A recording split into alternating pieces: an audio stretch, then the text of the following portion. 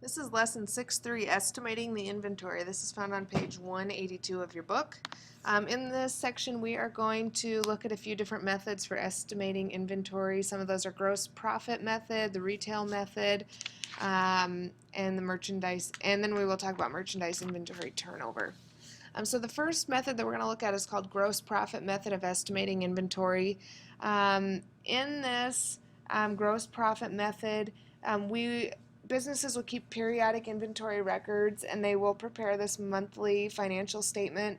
However, this can be very expensive, like we talked about, for you to take an actual count of that inventory. It can be too expensive to do that monthly, so merchandisers who use that perpetual inventory can look at those stock records and they don't really need to make these estimates. Okay. Estimating inventory by using previous year's percentage of gross profit on operations is known as the gross profit method.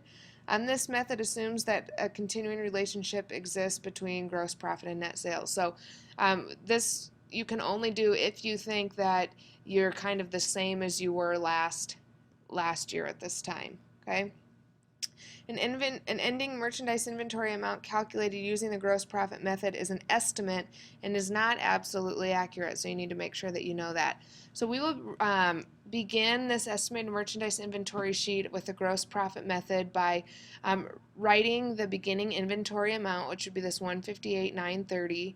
We'll go ahead and determine our net purchases to date, so any purchases we've made would be 762,440. We'll calculate the merchandise available for sale. Okay, so if you take your inventory and add in your net purchases, you have 921,370 even available for sale. We'll enter our net sales to date, less estimated gross profit. So our gross profit, we will take our net sales times our estimated gross profit, 42.5%. We'll calculate the estimated cost of merchandise sold. Okay, so we will take that 921. Our 1296 minus our 55,800 to get 745,200. Okay, and then our estimated ending inventory will be our 921 minus our 745 to get us our 176,170.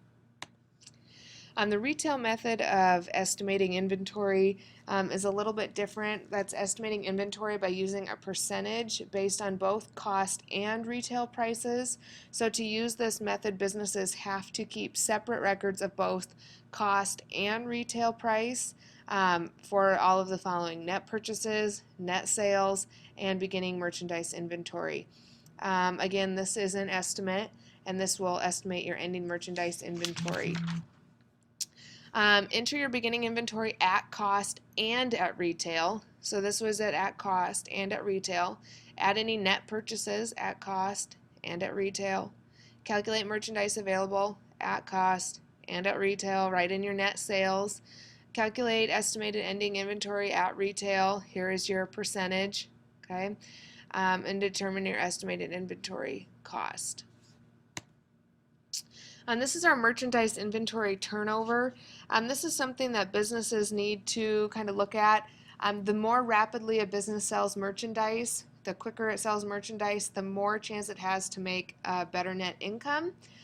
So we need to kind of figure out the speed at which merchandise is sold. So we can do that in two ways, or we can look at two things: merchandise inventory turnover ratio, and then the average number of days in sales that for the merchandise inventory. So the first thing that we need to do is take our January 1st inventory, add in our merchandise inventory at December 31st and divide by 2. That will give you your average merchandise inventory over the year.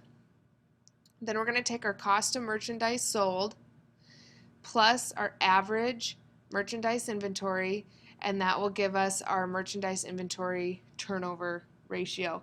So a 5.4 turnover ratio means that a business sold your average merchandise, sold this amount of merchandise, 178.45, 5.4 times during the current year. So all businesses report on what their merchandise inventory ratio over is, and the average turnover ratio is 7.0, and so that means that our turnover ratio of 5.4 is lower than that industry standard. So we need to figure out something to better control our inventory that we have on hand.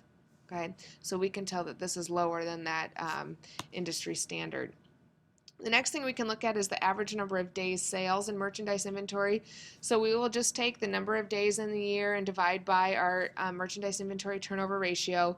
We will round to the nearest day, and we know that it takes an average of 68 days on average for an item in our merchandise inventory to be sold after it's been purchased. So the industry standard in the book says that the average number of day sales merchandise inventory is 53. It takes us 68 days to sell an item. So again, we need to do something in order to reduce the size of our inventory. Okay. However, if we reduce it too much, our customers won't get what they need when they want it. So you kind of have to, decide what's more important, that your customer always receives what he or she wants when he or she wants it, or that we have a low merchandise inventory turnover or a high merchandise inventory turnover and a low average number of days sales in merchandise inventory.